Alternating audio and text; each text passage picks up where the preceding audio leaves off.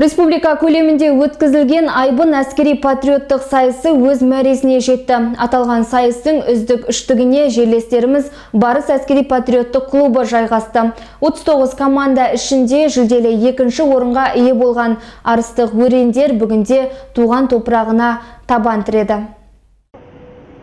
Өскелең ұрпақты отан сүйгіштікпен қатар табандылыққа тәрбиелеу мақсатында өткізілген айбын әскери патриоттық жиыны кіл мықтыларды анықтады. Қуантарлығы жерлестеріміз Барыс әскери патриоттық клубы қайтпас қайсарлықпен өнер көрсетіп, жүлделі екінші орыннан көрінді. Бүгінде Нұр-Сұлтан қаласынан оралған өрендерді қалалық білім бөлімі қызметкерлері мен ата-аналары күтіп алды.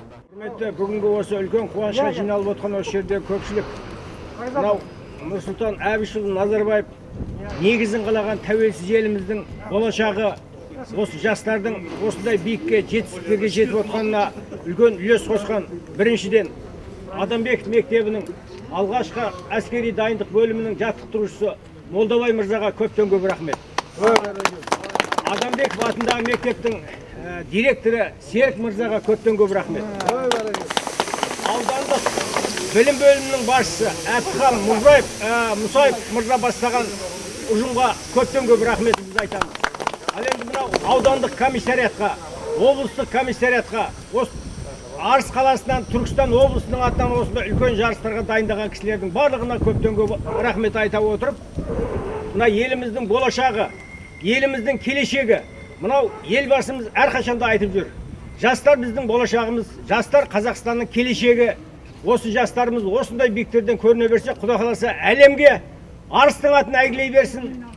Алға Қазақстан, жаса Қазақстан. Жалпы сайыс қорытындысы бойынша жүлделі бірінші орынды Шығыс Қазақстан облысы иемденсе, екінші орын Түркістан облысының жастарының қанжығасына байланды. Ал Алматы облысының жасөспірімдері үшінші орынды қанағат тұтты. Айта кетейік, аталған іс-шараға қорғаныс министрі генерал-лейтенант Нұрлан Ермекбаев, ақпарат және қоғамдық даму министрі Айда Балаева, білім және ғылым вице-министрі Шолпан Каринова, жеке сынақтар және үздік жас сарбаз, үздік команда капитандары, сондай-ақ аталмыш сайыстың жеңімпаздары қатысты. Еске сала кетейік, айбын әскери патриоттық жиыны 2 айға созылды. Онлайн форматта өткен сайысқа 585 адамнан тұратын 39 команда сынға түскен болатын. Алтынбек Әмит, Әділбек Сұлтанхан, Бағдат Қайратұлы, Арт ТВ жаңалықтары.